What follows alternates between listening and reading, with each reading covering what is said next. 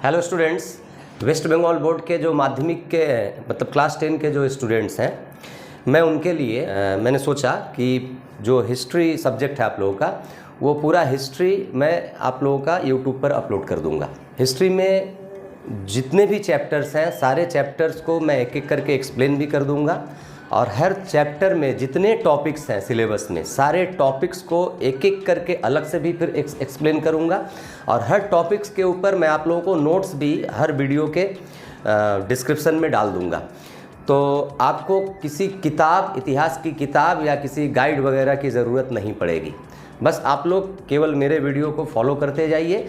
आप जब माध्यमिक एग्ज़ाम देने जाइएगा तो आपको आपका हिस्ट्री में जो कुछ भी समस्या है वो सारी समस्या का समाधान हमारे वीडियो से ही हो जाएगा। तो हमारा चैनल अब से माध्यमिक के जो स्टूडेंट्स हैं उनके लिए ये हिस्ट्री का अपलोड कर रहा है। हिस्ट्री का जब मैं ख़त्म कर लूँगा तो उसके बाद मैं हिंदी शुरू करूँगा। हिंदी के बाद फिर समय मिलेगा तो और भी दूसरे सब्जेक्ट्स जो है उनका एक एक करके मैं वीडियो अपलोड करूँगा। ठीक है।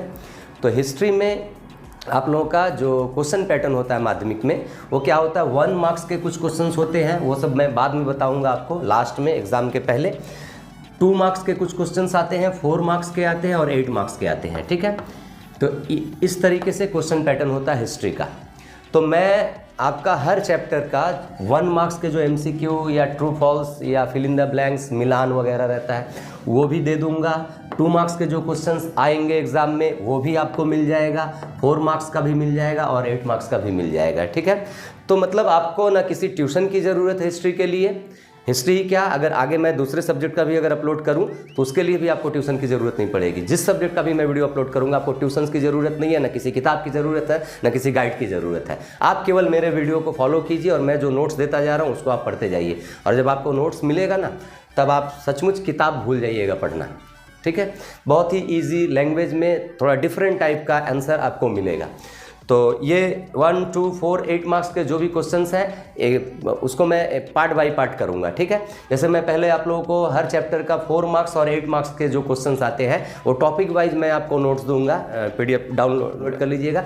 4 मार्क्स और 8 मार्क्स के जो आंसर आपको दिए जाएंगे वो क्वेश्चन वाइज नहीं होंगे, वो टॉपिक वाइज होंगे। मतलब कि जैसे मान लीजिए चैप्टर 2 ही है आप लोगों के, तो चैप्टर 2 में जो जो टॉपिक है सिलेबस में, हर टॉपिक के ऊपर एक नोट्स रहेगा। उसमें से आप 4 मार्क्स का भी पा जाइएगा, 8 मार्क्स का भी पा जाइएगा और बहुत सारा MCQ शॉर्ट क्वेश्चंस और 2 मार्क्स का भी उसमें से आपको मिल जाएगा। ठीक है। तो ये पहले अपलोड होगा। उसके बाद जो MCQ और 2 मार्क्स का जो अलग से होता है उसके लिए मैं आपको बाद में एग्जाम के 2-3 महीने पहले आप लोगों को मैं बाद में 1 मार्क्स और 2 मार्क्स के जो इंपॉर्टेंट क्वेश्चंस होंगे माध्यमिक के लिए वो मैं डाल दूंगा। ठीक है। तो आज से हम लोग शुरू करते हैं हिस्ट्री का क्लास 10 का आप लोगों का। और चैनल को सब्सक्राइब करके रखिए, बेल आइकन को प्रेस करके रखिए ताकि जो भी वीडियो अपलोड होगा फट से आपको मिले। और अगर मतलब आपको मिलता है, आपको फ़ायदा लगता है, तो आपके भाई बहन हैं, रिलेटिव हैं जो कहीं और भी पढ़ते हैं या आपके क्लासमेट्स हैं, फ्रेंड सर्कल्स में जो भी हैं, उनको भी वीडियो को शेयर कीजिए। आप सबका बहुत फ़ायदा होने वाला है। ठीक है। तो आज हम लोग चैप्टर 2 का जो है शुरू कर रहे हैं। चैप्टर 1 को मैं थोड़ा 3-4 चैप्टर पढ़ाने के बाद तब मैं चैप्टर 1 को पढ़ाऊंगा। थोड़ा सा आप लोग इतिहास पढ़ लीजिएगा, तब आपको चैप्टर 1 समझने में थोड़ी सुविधा होगी। ठीक है। तो चैप्टर 1 को मैं बाद में करवाऊंगा। हम चैप्टर 2 से शुरू करेंगे, 2, 3, 4, 5 इस तरीके से, बाद में चैप्टर 1 में आएंगे। तो चैप्टर 2 का आज हम लोग केवल ओवरव्यू लेंगे, मतलब कि ये चैप्टर 2 है क्या, या जिसका जो नाम है, ये नाम क्यों दिया गया इस तरीके से सिलेबस में, और इसमें क्या क्या हम लोगों को पढ़ना है। उसके बाद आज ओवरव्यू देने के बाद उसके बाद अब चैप्टर 2 में जो भी टॉपिक है सिलेबस में, एक एक टॉपिक पर मैं एक्सप्लेन भी कर दूंगा, छोटा छोटा वीडियो बना दूंगा 7-8 मिनट का, एक्सप्लेन भी कर दूंगा और उस टॉपिक का नोट्स भी आपको वीडियो में डिस्क्रिप्शन में मिल जाएगा। तो चैप्टर 2 का नाम जो है सुधार, विशेषताएं एवं निरीक्षण, इंग्लिश में रिफॉर्म्स, कैरेक्टरिस्टिक्स एंड ऑब्जर्वेशन। ठीक है। तो नाम को समझने के पहले ये नाम आपको खुद समझ में आ जाएगा कि चैप्टर 2 का नाम ऐसा क्यों दिया गया। ठीक है।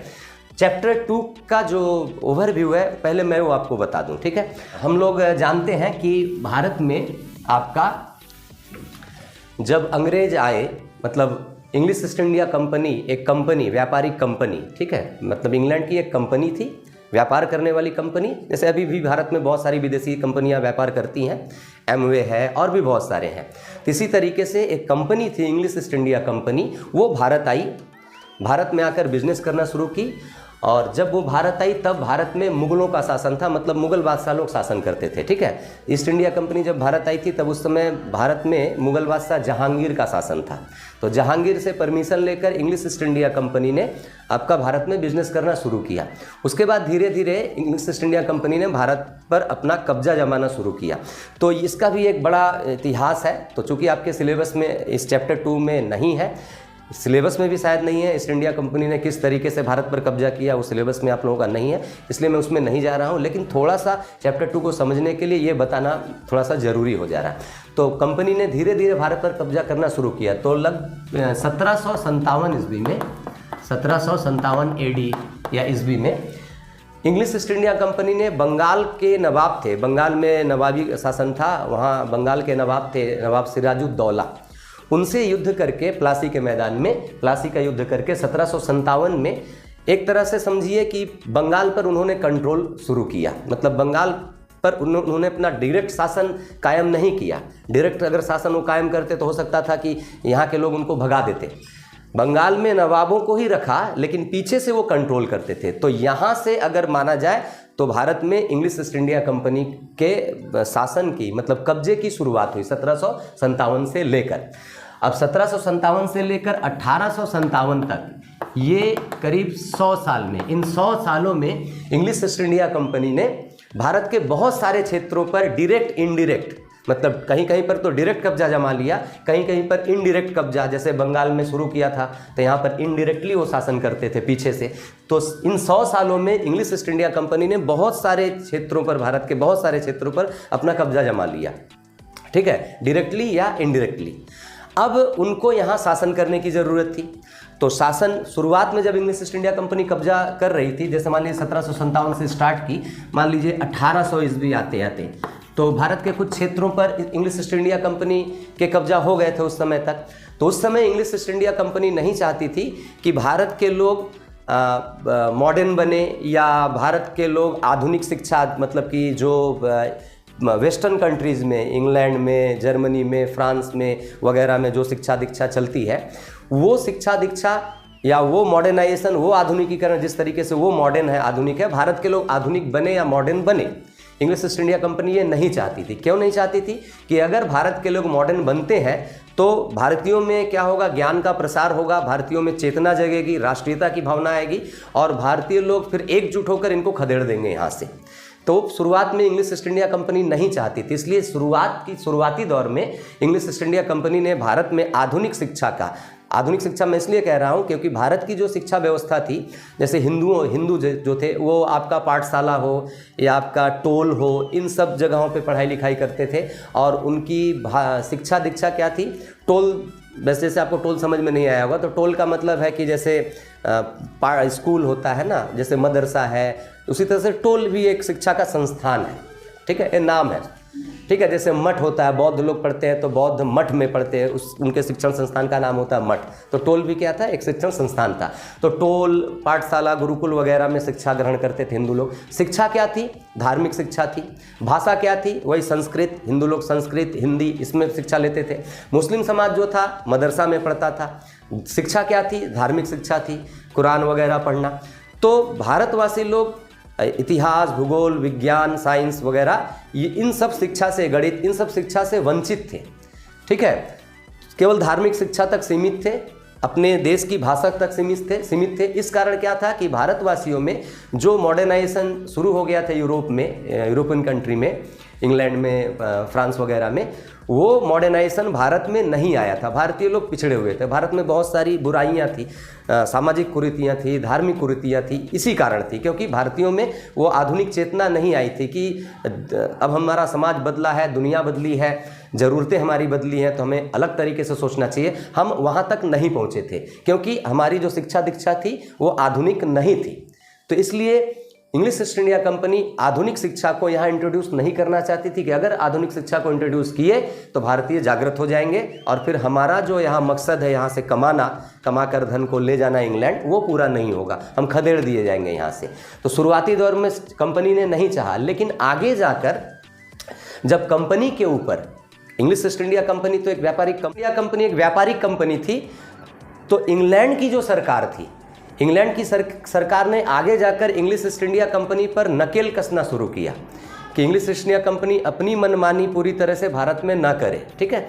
एक कंट्रोल करना इंग्लिश गवर्नमेंट मतलब इंग्लैंड की सरकार ने यहाँ पर उस पर कंट्रोल करना शुरू किया। तब आगे जाकर इंग्लिश ईस्ट इंडिया कंपनी मजबूर हुई कि भारत में उनको आधुनिक शिक्षा इंट्रोड्यूस करना पड़ा, ठीक है। भारत में आधुनिक शिक्षा इंट्रोड्यूस करना पड़ा और यही एक वजह नहीं थी आधुनिक शिक्षा को इंट्रोड्यूस करने का। एक वजह यह भी थी कि जैसे जैसे कंपनी का शासन भारत में बढ़ता गया, कब्जा बढ़ता गया, ठीक है, तो कंपनी को ज़रूरत पड़ने लगी कि मान लीजिए अब कंपनी के जितने लोग थे संख्या में कितने होंगे हिंदुस्तान में, भारतीय लोग तो बहुत ज़्यादा थे, वो संख्या में बहुत गिने चुने थे।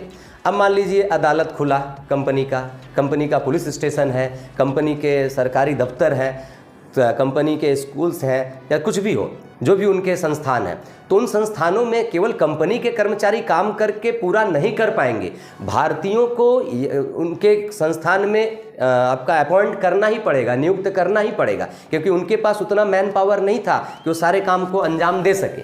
हो सकता है कि हाँ हायर पोस्ट के जो काम होंगे वो कंपनी के कर्मचारियों को या कंपनी के लोगों को, अंग्रेजों को मिलेगा, यूरोपियनों को मिलेगा, लेकिन इंडियन लोगों की भी तो ज़रूरत थी जो लोअर काम है। तो बहुत संख्या में भारतीयों की ज़रूरत थी। अदालत खुला तो अदालत में वकील चाहिए, जज चाहिए, पुलिस स्टेशन है तो पुलिस चाहिए, ऑफिसर चाहिए, हवलदार चाहिए, तो हवलदार भी तो बने इंडियन। तो इंडियन अगर नहीं आएंगे, इंडियन अगर काम नहीं करेंगे तो फिर चलाएंगे कैसे देश को। और अगर शासन व्यवस्था अच्छी तरीके से नहीं चली, भारतीय अगर खुश नहीं रहे तो भारतीय खदेड़ देंगे उनको। तो भारतीयों को रोजगार भी देना पड़ेगा, भारतीयों को संतुष्ट रखना पड़ेगा और उनका भी काम चले। तो ये तभी संभव था जब भारतीय जो है वो पाश्चात्य शिक्षा को मतलब पाश्चात्य शिक्षा मतलब वेस्टर्न कंट्री की शिक्षा, तो वेस्टर्न कंट्री की शिक्षा दीक्षा को ग्रहण करें, विशेष करके अंग्रेजी माध्यम से, और ग्रहण कर यही लोग टीचर बने, भारतीय लोग ही जज बने, वकील बने, ठीक है। लेकिन कंट्रोल क्या रहेगा, इंग्लिश ईस्ट इंडिया कंपनी करेगा। तो ये भी एक ज़रूरत थी इंग्लिश ईस्ट इंडिया कंपनी को भारत में आधुनिक शिक्षा को इंट्रोड्यूस करने के पीछे, ठीक है। तो कंपनी मजबूर हुई। अब इसके ऊपर भी आगे जब इसी चैप्टर में हम पढ़ेंगे चैप्टर 2 में, तो एक टॉपिक है, उस टॉपिक में मैं डिटेल में बताऊंगा कि कंपनी ने क्यों इंट्रोड्यूस किया, क्या ऐसी वजह हो गई थी, कहाँ से इंस्ट्रक्शन आया कि जिसकी वजह से कंपनी मजबूर हुई बनाने के आधुनिक शिक्षा को इंट्रोड्यूस करने के लिए। वो टॉपिक वाइज जब हम लोग पढ़ेंगे और आंसर भी उसका दे दूंगा तो आप पूरी तरह से समझ जाइएगा। हम लोगों को केवल इस चैप्टर का ओवरव्यू लेना है, मतलब कि इस चैप्टर में हमको पढ़ना क्या है, ठीक है। तो इस तरीके से भारत में आधुनिक शिक्षा का सूत्रपात मतलब इंट्रोडक्शन हुआ। अब आधुनिक शिक्षा के इंट्रोडक्शन के पीछे एक तो ये आर्थिक कारण तो जिम्मेदार थे ही, राजनीतिक कारण तो जिम्मेदार थे ही कि उनको देश पर शासन करना था, रोजगार देना था। इसके साथ साथ क्या था कि यूरोपियन लोगों में मतलब कि विशेषकर यूरोपियन कंट्रीज जो थे, जो लोग विभिन्न देशों को गुलाम बना कर रखे थे, जैसे फ्रांस था, इंग्लैंड था, ये लोग विभिन्न देशों को गुलाम बना कर रखे थे। तो इनके अंदर एक सेंटीमेंट था, ये लोग अपने आप पर, अपनी जाति पर बड़ा गर्व महसूस करते थे। ये लोग अपने आप को गोरे चमड़े के लोग, वाइट मैन कहते थे। और बाकी जहाँ पर इन्होंने कब्जा जमाया था, एशिया में जमाया था, एशिया में मान लीजिए इंडिया ही है, या अफ्रीका के देशों में जमाया था, तो इन लोगों को ये लोग काले चमड़े का लोग कहते थे। अपने आप को गोरा चमड़ा, इनको काला चमड़ा। तो गोरा चमड़ा काला चमड़ा का मतलब केवल रंग से ही मत लीजिए, मतलब इसमें इनका सेंटीमेंट ये था कि हम बहुत उन्नत हैं, हम बहुत डेवलप हैं, और ये जो काले चमड़े के लोग हैं ये बहुत ही पिछड़े हुए हैं। तो हमारी जिम्मेदारी बनती है कि इन पिछड़े हुओं को, इन गिरे हुओं को थोड़ा सा उठा दे, हमारी नैतिक जिम्मेदारी बनती है। हालांकि ये कानूनी जिम्मेदारी हमारी नहीं कि कोई कानून है इंटरनेशनल लॉ की हमको इनको सुशिक्षित करना है या डेवलप करना है, हमारी नैतिक जिम्मेदारी बनती है। जैसे आप कहीं रहते हैं तो आपके पड़ोस में अगर प्रॉब्लम है, विभिन्न तरीके की समस्याएं हैं और आप डेवलप हैं, तो आपकी भी एक नैतिक जिम्मेदारी बनती है कि आपके आसपास के लोग भी थोड़ा डेवलप करें, आप उनको वो रास्ता दिखाएं। तो ये यूरोपियन कंट्रीज के लोग ये फील करते थे, ये उनका एक सेंटीमेंट था कि हम सादे चमड़े के लोग, वाइट मैन, तो काले चमड़ों को उठाना हमारी जिम्मेदारी है। तो इस सेंटीमेंट से भी उन्होंने भारत में ये आधुनिकीकरण की शुरुआत की थी, ठीक है। और इसके साथ साथ उस समय, जिस समय की मैं बात कर रहा हूं, समय मैं क्या बताऊं, 1757 से शुरू किया था कब्जा, तो 1857 तक। तो यहाँ पर देखिए लगभग 1800 ईस्वी तक आपका ईस्ट इंडिया कंपनी का बहुत सारे क्षेत्रों में कब्जा हुआ था। उसके बाद 1800 ईस्वी के बाद और भी फास्ट कब्जा होना शुरू हुआ। ठीक है, कभी टॉपिक आएगा तो मैं समझाऊंगा कैसे कैसे कहाँ कहाँ कब्जा किया।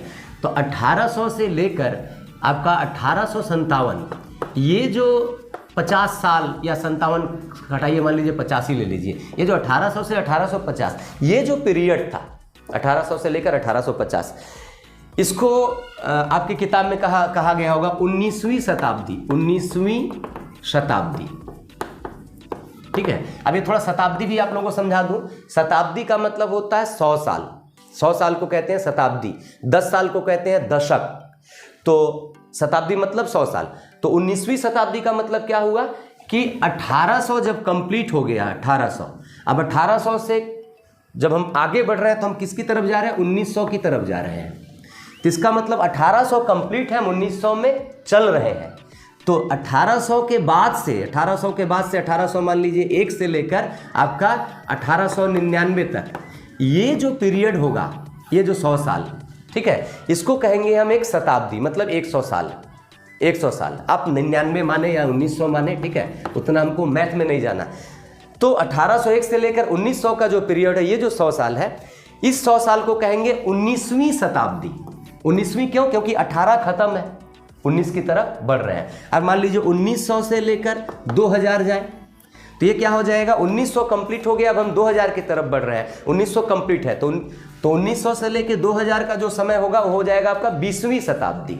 ठीक है, ये थोड़ा सा टेक्निकल पॉइंट है, टर्म है, जान कर रखिए। बहुत सारे चैप्टर में बहुत जगहों पर आपको ये शताब्दी ये वर्ड मिलेगा आपको, ठीक है, इस चैप्टर में भी मिलेगा। और इसके साथ साथ और एक चीज़ कि मान लीजिए 1800 से लेकर 1850, ये जो 19वीं शताब्दी का ये आधा हुआ, 1800 से 1850, और फिर 1850 से लेकर 1900, ये आधा हुआ, 2 हाफ हुआ, ये हाफ ये हाफ। तो इसको कहा जाता है 19वीं शताब्दी का प्रथमार्ध। प्रथम अर्ध मतलब आधा, तो प्रथमार्ध संधि कर दिया गया, जोड़ दिया गया, प्रथमार्ध। तो 19वीं शताब्दी का ये हो गया प्रथम आधा, पहला आधा, और ये हो गया 19वीं शताब्दी का दूसरा आधा, मतलब द्वितीयार्ध। ठीक है, या फिर इसको इस नाम से भी पुकारा सकता, पूर्वार्ध, उत्तरार्ध। उत्तरार्ध मतलब कि बाद का आधा, ये शुरुआत का आधा, ये बाद का आधा। तो ये वर्ड भी अक्सर आएंगे, 19वीं शताब्दी का पूर्वार्ध या 19वीं शताब्दी का प्रथमार्ध, 19वीं शताब्दी के द्वितीयार्ध में ऐसा हुआ, लिखा रहेगा, तो आपको समझने में प्रॉब्लम ना हो। ठीक है, शताब्दी समझ गए। तो 19वीं जो शताब्दी थी, मतलब 1800 से लेकर 1900 तक, इस दौरान भारत में कुछ ऐसे महापुरुष भी पैदा हुए जो ये एहसास किए कि भारतवासियों को आधुनिक शिक्षा दीक्षा के क्षेत्र में आगे बढ़ना चाहिए। अगर भारतवासी आधुनिक शिक्षा दीक्षा के क्षेत्र में आगे नहीं बढ़ेंगे या अडॉप्ट नहीं करेंगे तो भारत में जो बुराइयां हैं या जो पिछड़ापन है वो कभी दूर नहीं हो सकता। जैसे मान लीजिए राजा राम मोहन राय, उनका जन्म 1774 में, ठीक है। उसके बाद आए 1809 में आपका देरेजियो, उनका जन्म हुआ। 1820 में ईश्वर चंद्र विद्यासागर का जन्म हुआ। आगे जाकर 19वीं शताब्दी के द्वितीयार्ध में, मतलब 1850 के बाद स्वामी विवेकानंद आए, आपके रविन्द्रनाथ ठाकुर आए। तो ऐसे फिर दूसरे प्रदेशों में भारत के, जैसे आपका पंजाब ले लीजिए, महाराष्ट्र ले लीजिए, उन प्रदेशों में भी बहुत सारे महापुरुष पैदा हुए। जैसे वीर सालिंगम थे, फिर ज्योतिबा फूले थे, अलग अलग प्रदेशों में। ये मैं बंगाल का बता रहा हूँ, सिलेबस जो है बंगाल से रिलेटेड है। तो बंगाल में ऐसे ऐसे महापुरुष इस समय पैदा हुए। कब पैदा हुए? इसी टाइम में, 1800 से लेके 1900 के बीच में ही उनका टाइम रहा, उनके कर्म जीवन का टाइम रहा। ठीक है, केवल राजा राम मोहन राय जो थे वो आपका 18वीं शताब्दी में जन्म लिए थे। बाकी राजा राम मोहन राय के बाद जो भी, जिनका भी आप नाम सुने, देरेजियो, ईश्वर चंद्र विद्यासागर, स्वामी विवेकानंद, ये सब के सब 19वीं शताब्दी में पैदा हुए थे और 19वीं शताब्दी में ही इन्होंने अपना जो काम किया। तो इन लोगों ने एहसास किया था, क्योंकि ये लोग खुद भी, जैसे राजा राम मोहन राय को देख लीजिए, ये खुद विलायत से पढ़कर आए हुए थे। तो वहाँ के समाज को देखा इन्होंने, वहाँ के कल्चर को देखा, वहाँ के डेवलपमेंट को देखा। तो इनको एहसास हुआ कि यूरोपियनों की तुलना में हम भारतवासी कितना पिछड़े हुए हैं। तो ये हमारे लिए बड़े शर्म की बात है, हमारे जाति के लिए, हमारे राष्ट्र के लिए शर्म की बात है। तो हमें भी क्या है कि उनकी तरह बनना है, उनके मतलब आधुनिकीकरण के रास्ते में हमें जाना है। ठीक है, तो रियलाइज़ किया था इन्होंने, ईश्वरचंद्र विद्यासागर हो या विवेकानंद वगैरह हो, इन्होंने एहसास किया था कि हमारे देश में जो कुरीतियां हैं, जो सामाजिक बुराइयां हैं और शिक्षा के क्षेत्र में जो पिछड़ापन है उसको हमें दूर करना है। तो इन लोगों ने पर्सनली एफर्ट करना शुरू किया, ठीक है। जैसे राजा राम मोहन रॉय, इन्होंने शिक्षा के क्षेत्र में भी बहुत कुछ बदलाव लाया और अंग्रेज सरकार से या ईस्ट इंडिया कंपनी की सरकार से बहुत कुछ बदलने के लिए अपील किया, उनसे रिक्वेस्ट किया गया, बहुत कुछ किया। जब हम लोग पढ़ेंगे अलग अलग तो उसके बारे में बताऊंगा। राधाकांत देव थे, ऐसे बहुत सारे थे। तो इंडियन जो थे उनका मिला जुला प्रयास और English east India company plus जो इंग्लैंड की सरकार, इन सब के मिले जुले प्रयास से भारत में समाज के क्षेत्र में जो सामाजिक बुराइयां थी उसमें सुधार लाने का प्रयास किया गया। जो शैक्षिक पिछड़ापन था, जो शिक्षा में कमी थी, जो हम आधुनिकता से दूर थे, उसको ठीक करने की कोशिश की गई। तो ये पूरा जो शताब्दी था 1800 से लेके 1900 का, मतलब 19वीं शताब्दी, इस शताब्दी में भारत में विशेष करके बंगाल में शैक्षिक सुधार, सामाजिक सुधार, यही सारी चीजें हुई। इसलिए इस चैप्टर का नाम था, देखिएगा लिखा हुआ था सुधार।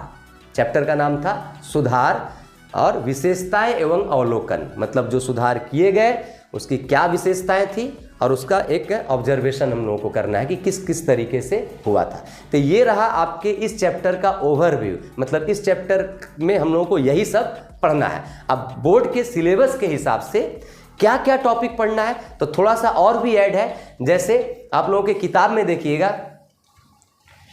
कि आपके किताब में टॉपिक वाइज होगा, ऐसे टॉपिक लिखा होगा कि चैप्टर 2, अब 2 का 1, ये 2 का 1 ये पहला टॉपिक।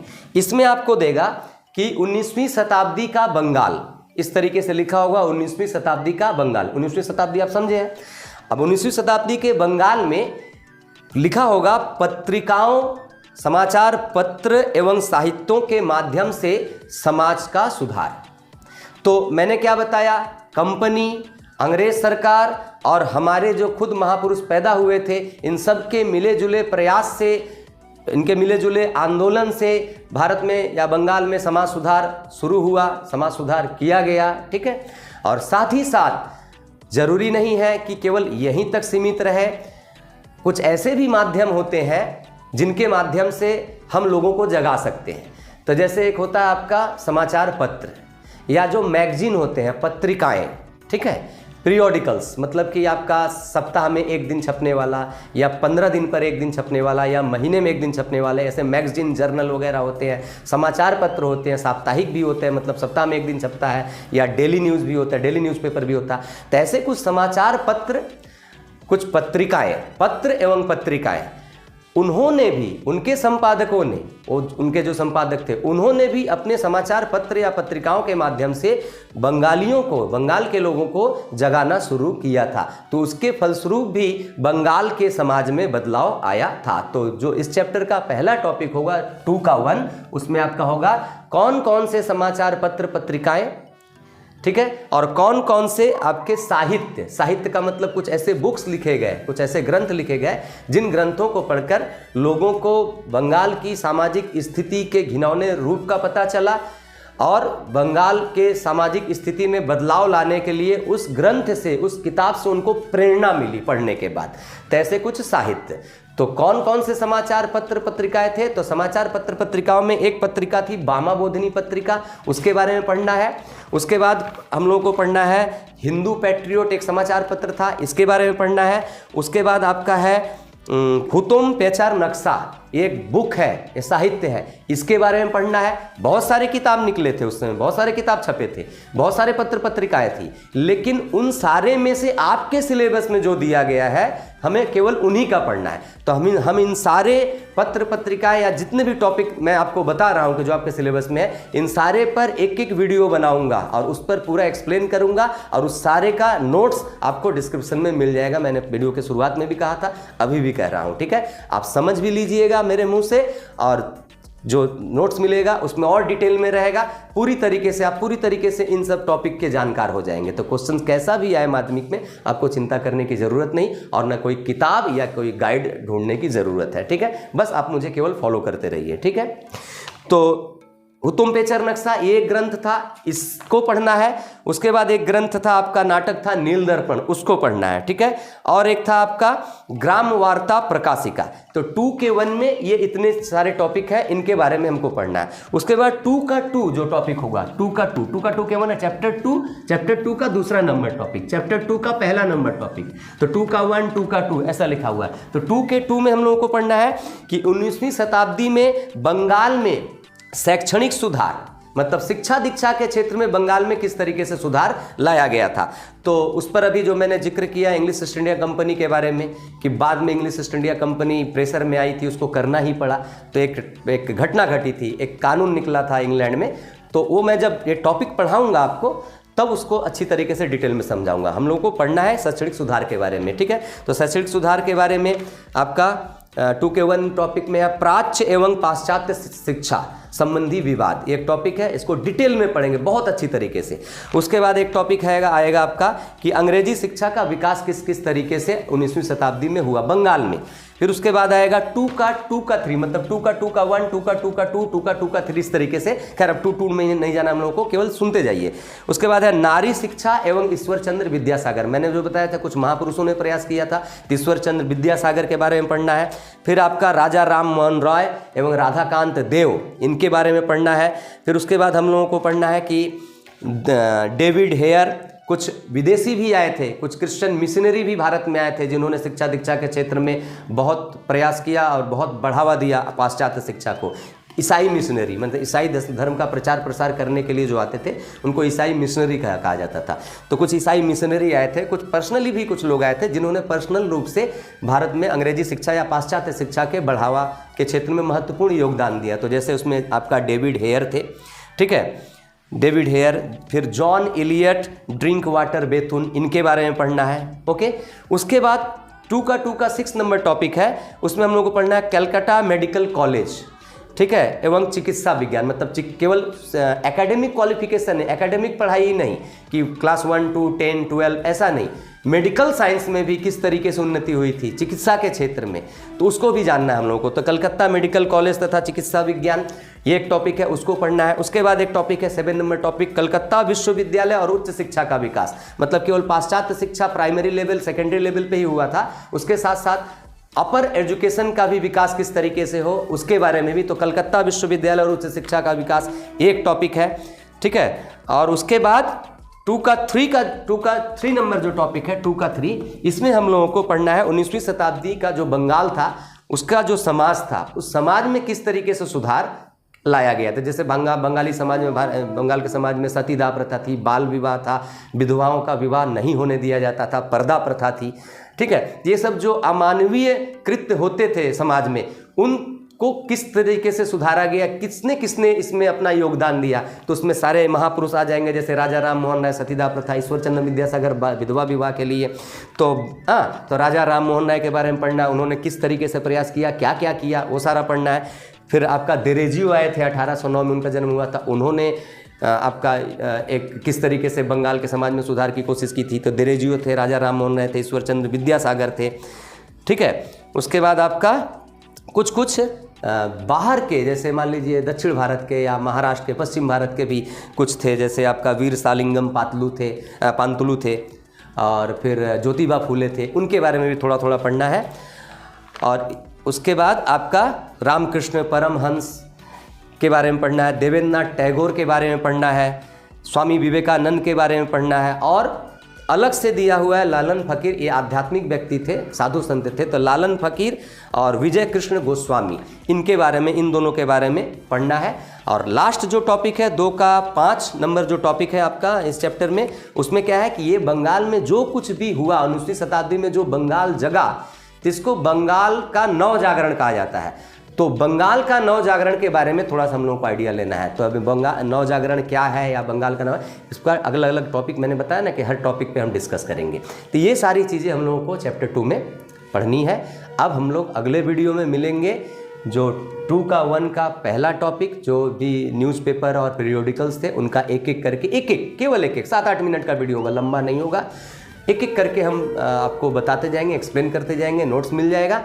आप वीडियो को फॉलो करते, चैनल को फॉलो करते रहिए। चैनल अगर आप नए हैं तो चैनल को सब्सक्राइब करके रखिए, बेल आइकन को प्रेस करके रखिए।